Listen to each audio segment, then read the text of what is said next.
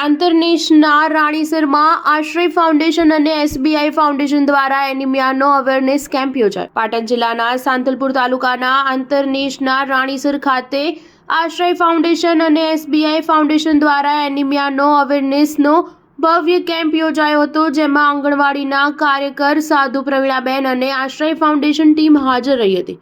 કાર્યક્રમ અંતર્ગત આકાશભાઈ, નિલેશભાઈ, જલાબેન, આમિર ખાન સાથે તલાટી કમ મંત્રી CRC સહિત રાણીસર સ્કૂલના આચાર્ય હાજર રહ્યા હતા।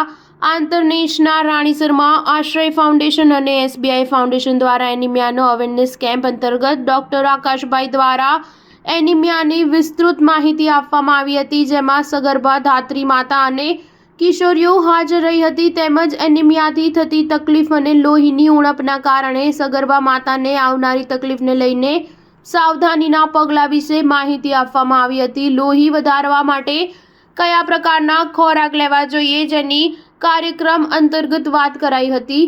સગર્ભા અને ધાત્રી માતા અને કિશોરી માતાની લોહીની ટકાવારી ચેક કરીને ફ્રીમાં મેડિસિન આપવામાં આવી હતી અને કાર્યક્રમના અંતે આશ્રય ફાઉન્ડેશન અને SBI ફાઉન્ડેશનનો આભાર વ્યક્ત કરવામાં આવ્યો હતો। Star news 7 Patan.